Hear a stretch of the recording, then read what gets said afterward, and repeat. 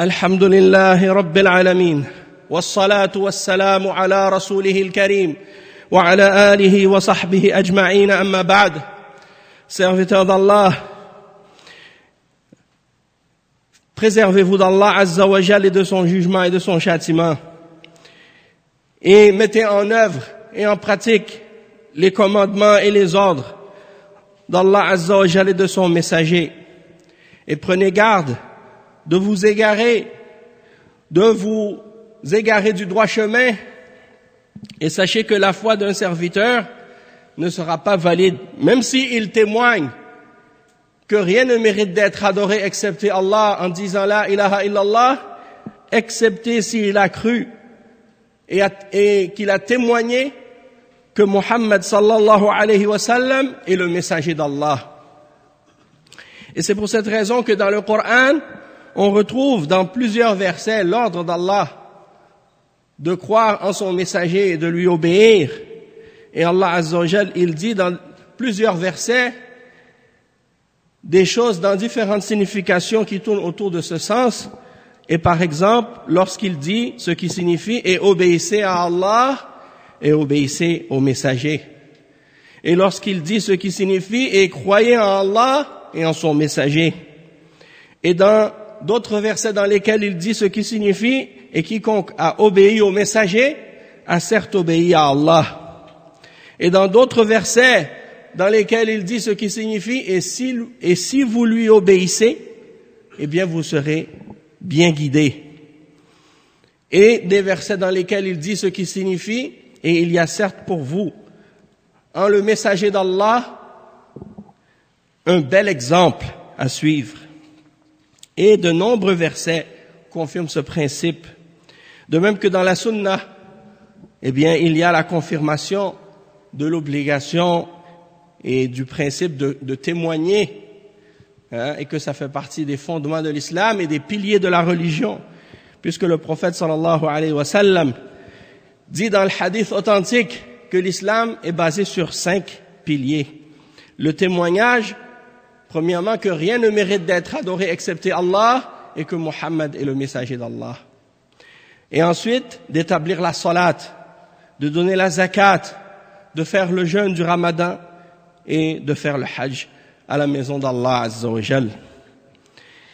Et le prophète sallallahu alayhi wa sallam, dans de nombreux hadiths, nous ordonne de le suivre. Et beaucoup de musulmans comprennent l'importance de croire en le messager d'Allah sallallahu alayhi wa sallam. Mais par contre, parfois il y a des aspects et des éléments qui ont rapport avec le témoignage de la foi en le messager d'Allah sallallahu alayhi wa sallam que certains négligent ou même ignorent. Et c'est que parmi les éléments qui font partie de la foi en notre messager Muhammad sallallahu alayhi wa sallam, il y a le fait qu'il est obligatoire pour nous de se référer à son jugement et selon son jugement, selon ce qu'il a décrété et décidé dans la sunna. Parce que l'islam est basé sur le Coran et également sur la sunna de son messager sallallahu alayhi wa sallam. Et la sunna du messager est la deuxième référence en ce qui concerne la source de législation en islam, c'est-à-dire parmi les fondements de la charia d'Allah Azza wa Jal. Eh bien, le Coran, qui est la parole d'Allah, eh bien, il est compris et expliqué selon la parole du prophète sallallahu alayhi wa sallam et selon ses exemples et son comportement et sa pratique, selon ses paroles. Donc, on a besoin de la sunna pour mettre en pratique le Coran. Et sans la sunna, c'est impossible de mettre en pratique le Coran. Et ce qui implique également que le jugement du prophète sallallahu alayhi wa sallam doit être mis au-dessus du jugement de quiconque parmi les hommes. C'est-à-dire qu'il n'est pas permis pour un musulman de mettre le jugement d'une personne quelconque, peu importe son niveau, peu importe son degré, au-dessus du jugement du messager d'Allah sallallahu alayhi wa sallam. Et donc rien ne peut être mis au-dessus de la sunna, en dehors de la parole d'Allah. Et pourtant certains musulmans, lorsqu'ils jugent, ils vont mettre la parole de leur cheikh au-dessus de la parole du messager d'Allah, sallallahu alayhi wa sallam. Ils vont mettre la parole de leur imam au-dessus de la parole du prophète sallallahu alayhi wa sallam. Ils vont mettre la parole de leur roi au-dessus de la parole du messager d'Allah sallallahu alayhi wa sallam. Ils vont mettre la parole de leur président au-dessus de la parole du prophète Mohammed sallallahu alayhi wa sallam. Ils vont mettre la parole d'une constitution quelconque au-dessus de la parole du messager d'Allah sallallahu alayhi wa sallam. Ils vont mettre les chartes au-dessus de la parole d'Allah et de son messager sallallahu alayhi wa sallam. Et ça, c'est quelque chose qui vient en opposition avec le témoignage de la ilaha illallah et de Muhammadun Rasulullah sallallahu alayhi wa sallam. Peu importe qui est ton cheikh, peu importe qui est ton imam, peu importe qui est ton dirigeant, peu importe qui il est, on n'a pas le droit de mettre sa parole au-dessus de celle du prophète sallallahu alayhi wa sallam. Et pourtant aujourd'hui, il y a des musulmans, ils respectent leur cheikh et même ils l'élèvent non seulement au-dessus du messager d'Allah, même au-dessus d'Allah.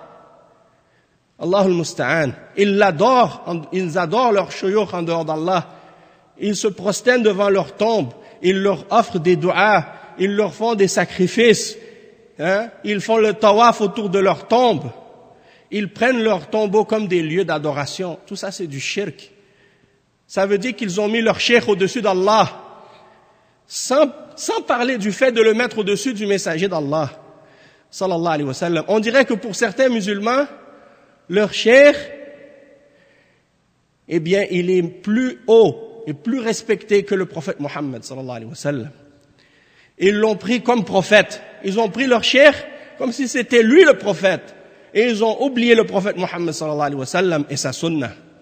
Parce que si tu leur mentionnes un hadith du prophète sallallahu alayhi wa sallam qui est authentique, ils te disent, oui, mais mon cheikh, il a pas dit ça, il a dit autre chose. Donc, ils préfèrent suivre son cheikh plutôt que de suivre le hadith du prophète Mohammed sallallahu alayhi wa sallam. Et certains, tu leur dis, Allah Azza wa Jal, il a dit ceci, et le prophète sallallahu alayhi wa sallam a dit ceci. Et eux, ils te disent, ouais, mais moi, je me réfère à telle charte, ou à telle loi, ou à tel système. Il prend ça, il le met au-dessus du Coran et de la Sunna. Il dit, moi, je me réfère à la démocratie. L'autre, il va dire, moi, je me réfère à la laïcité. L'autre, il va dire, moi, je me réfère au communisme. Et l'autre, il dit, moi, je me réfère au socialisme. Et l'autre, il va dire, moi, je me réfère à tel autre ou tel autre système qui sont en opposition et en contradiction avec le Coran et avec la sunna du messager sallallahu alayhi wa sallam. Et ils appellent les musulmans à participer au vote, à participer aux élections et à rentrer dans ce jeu de la démocratie. Et en particulier lorsque c'est les périodes et les temps d'élection, les périodes électorales. Et tu vois que certains, parmi les musulmans dans la communauté, vont dire, votez pour tel parti, ne votez pas pour tel parti. Et ils vont même inviter des koufars pour venir dans la mosquée pour parler aux gens de leurs histoires et de leurs partis et de leurs idées, et de leurs systèmes et de leurs propositions, tout en oubliant que le système lui-même est basé sur le kufr. Parce que le système démocratique est basé sur l'idée que c'est l'homme qui doit se diriger lui-même. C'est l'homme qui doit décider lui-même de qu'est-ce qui est halal et de qu'est-ce qui est haram, de qu'est-ce qui est licite et de qu'est-ce qui est illicite. Et donc, ils vont élire des individus et ils vont les choisir comme leurs représentants pour qu'ils aillent s'asseoir dans le Parlement. Et dans ce Parlement, ils vont présenter des projets de loi. Le projet de loi pour permettre des choses et pour interdire des choses. Et parmi ces choses qu'ils vont décider, eh bien, il y a des choses qui sont interdites par Allah. Eux, ils vont les rendre licites. Et il y a des choses qui sont permises par Allah ou même ordonnées par Allah, et eux, ils vont les interdire. Et la base sur laquelle ils se mettent ou ils s'établissent pour décider ce qui est licite ou non, eh bien, c'est le vote de la majorité. C'est-à-dire que si la majorité décide que ceci est halal, ça devient halal pour eux. Si ils votent que ceci, la majorité dit ça c'est haram, ça devient haram. Donc du jour au lendemain, les choses peuvent changer. Et c'est pour cette raison que pour nous les musulmans, il est interdit de croire en ce système. Il est interdit de croire en cette idéologie de la laïcité et de la démocratie. Parce que tu n'as pas le droit de te mettre à la place d'Allah et au-dessus de son messager, sallallahu alayhi wa sallam, pour légiférer. Parce qu'il y a de nombreux versets dans le Coran qui clarifient que cela n'est pas permis. أَفَحُكْمَ الْجَاهِلِيَّةِ يَبْغُونَ وَمَنْ أَحْسَنُ مِنَ اللَّهِ حُكْمًا لِقَوْمٍ يُوقِنُونَ. Est-ce que c'est le jugement de la jahiliya qu'ils cherchent? Et qui est meilleur en jugement pour les croyants que Allah Azza wa Jal, pour des gens qui ont la conviction et qui croient en Allah sincèrement. Les gens, souvent, ils te disent, n'allez pas vers le passé, ne retournez pas en arrière.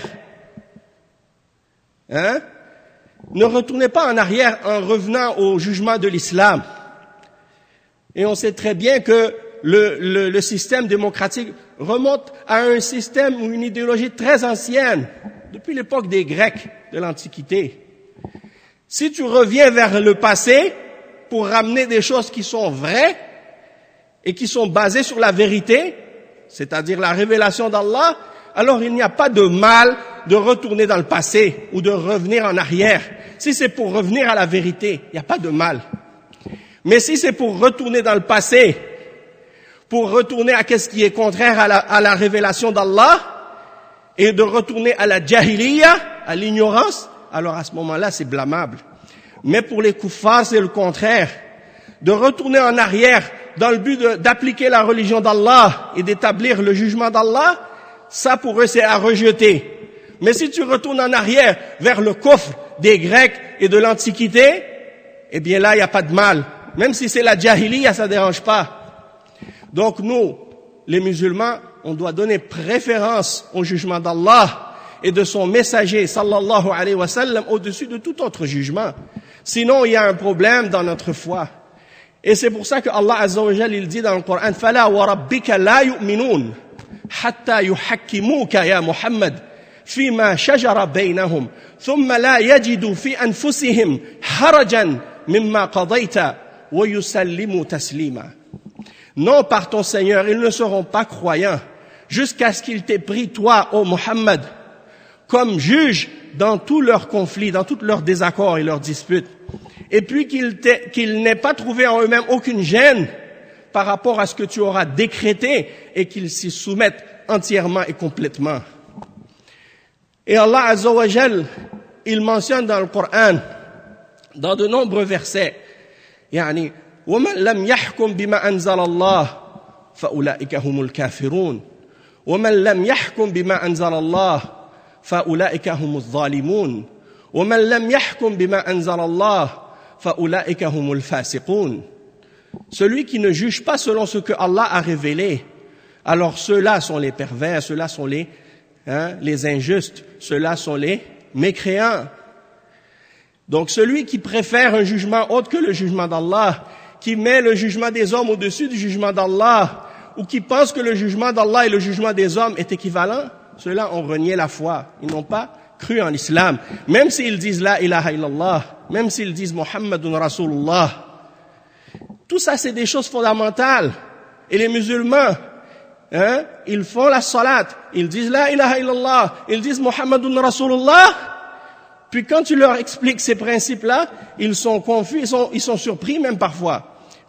On savait pas que l'islam, c'est pas permis en islam de croire en la démocratie. On savait pas que c'est pas permis en islam de croire en la laïcité. Parce que ils ont accepté l'idée des kuffars de séparer la religion de la politique, de séparer la religion de l'économie, de séparer la religion de la vie sociale. Et ça veut dire quoi en réalité? Ça veut dire qu'ils ont divisé l'être humain lui-même, entre lui-même et son âme. Et l'homme donc devient schizophrène. Il devient avec des personnalités multiples. À la mosquée, il est musulman. Quand il sort, il devient autre chose, devient laïque. Il perd sa religion, il laisse comme ils disent les koufars. Si tu rentres au travail, tu laisses ta religion dans la case, dans ton casier. Si tu rentres à l'école, tu laisses ta religion à la porte. Tu rentres pas avec ta religion. Si tu rentres dans la société, tu laisses ta religion chez toi. Tu rentres pas dans la société avec ta religion. Quand tu es à la mosquée, oui, tu peux appliquer ta religion, mais en dehors de la mosquée, ça s'applique pas. Donc tu vas pas vivre selon ta religion. Alors que le musulman, sa vie tout entière est une adoration. Et il ne sépare pas entre sa croyance religieuse et ses convictions politiques et sa façon de juger en ce qui concerne les questions économiques et les questions sociales. Donc son être est un tout. Et il n'y a pas de conflit et de contradiction interne en lui-même par rapport à ce qu'il vit, par rapport à ce qu'il croit, par rapport à ce qu'il fait, par rapport à sa vie familiale, sa vie sociale, sa vie économique, sa vie politique, et tout ça c'est un tout. Et c'est une religion qui comprend tous les aspects. Et pour terminer, un des plus grands crimes et une des plus grandes injustices qui est faite à la religion musulmane de la part des koufars, que ce soit des juifs ou des chrétiens ou des athées, ou que ce soit de la part de certains ignorants parmi les musulmans, c'est de comparer toutes les religions et de les mettre à un pied d'égalité. Et de dire, l'islam c'est une religion comme les autres. Et donc, elle n'a pas de différence, elle est comme les autres. L'islam et le christianisme, c'est pareil. L'islam et le judaïsme, c'est pareil. C'est faux. Parce que l'islam, c'est la religion d'Allah Azza wa Jal. Tandis que le christianisme, à la base, eh bien, elle vient d'un prophète qui vient d'Allah et qui est lui aussi musulman, c'est-à-dire Isa. Et le judaïsme, il vient à la base d'un prophète d'Allah qui est lui aussi musulman, qu'on appelle Moussa, alayhi salam. Et tous ces prophètes sont venus avec l'islam. Mais ce qui est pratiqué aujourd'hui par les chrétiens et ce qui est pratiqué aujourd'hui par les juifs n'a rien à voir avec ce que Jésus a enseigné et n'a rien à voir avec ce que Moïse a enseigné. Ce sont des falsifications et des modifications de ce que ces prophètes-là ont enseigné. Tandis que l'islam, la religion qui a été ramenée par le prophète Mohammed sallallahu alayhi wa sallam et qui est la religion réelle de tous les prophètes qui sont venus avant lui, eh bien, elle n'a pas été modifiée. Elle n'a pas été falsifiée. Elle n'a pas été changée. Du moins par les gens de la sunna. Les gens de Ahl Sunnati wal Jama'a. Et donc, ceux qui s'accrochent au Coran et à la sunna aujourd'hui, ils s'accrochent à la même religion, au même message, à la même pratique que ceux que suivait le prophète Mohammed sallallahu alayhi wa sallam, ainsi que ses sahaba. Et donc, cette religion-là, elle est complète. De la même manière que la religion de Isa, elle était complète. De la même manière que la religion de Moussa était complète.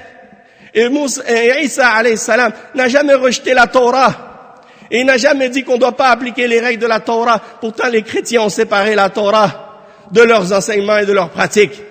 C'est pour ça qu'ils ne se réfèrent pas à l'Ancien Testament. Ils se réfèrent uniquement au Nouveau Testament. Et dans le Nouveau Testament, il n'y a pas de loi. Donc, ça veut dire quoi? Ils ont divisé leur religion. Ils ont dévié du message de Isa alayhi salam. Donc, si on tient compte de ça et qu'on comprend cette réalité-là, eh bien, nous, on doit tirer comme leçon de cela qu'on ne doit pas tomber dans le même piège que ces gens-là sont tombés. Et ceux d'entre les juifs et les chrétiens aujourd'hui qui sont devenus laïcs, qui sont devenus athées, qui ont délaissé leur religion, ils veulent de nous, les musulmans, qu'on fasse la même erreur qu'eux et qu'on mette la religion derrière notre dos et qu'on abandonne le Coran et la Sunna ainsi que la charia d'Allah. Or, Allah Azza wa Jal, il nous avertit à ce sujet-là dans le Coran de ne pas les suivre. Et il dit, وَلَن تَرْضَ عَنْكَ الْيَهُودُ وَلَا النَّصَارَى حَتَّى تَتَّبِعَ مِلَّتَهُمْ. Les Juifs et les chrétiens ne seront jamais satisfaits de toi jusqu'à ce que tu suives leur religion. Et donc, Allah Azza wa Jalla, il nous a avertis. Lisez Surat Al-Baqarah, lisez Surat Al-Ma'ida. Vous retrouvez dedans tous les rappels nécessaires pour vous accrocher à l'islam tel qu'il est et pour éviter de dévier du message que Allah Azza wa Jalla vous a révélé et de comprendre la réalité de la signification de Muhammadun Rasulullah et que c'est pas seulement une parole qu'on répète avec la bouche mais que ça a des grandes implications si on le comprend réellement. أقول قولي هذا وأستغفر الله لي ولكم فاستغفروه إنه هو الغفور الرحيم. اللهم أعز الإسلام والمسلمين اللهم أعز الإسلام والمسلمين اللهم أعز الإسلام والمسلمين وأذل الشرك والمشركين ودمر أعداء الدين وانصر دينك وكتابك وسنة نبيك يا رب العالمين وقوموا إلى صلاتكم.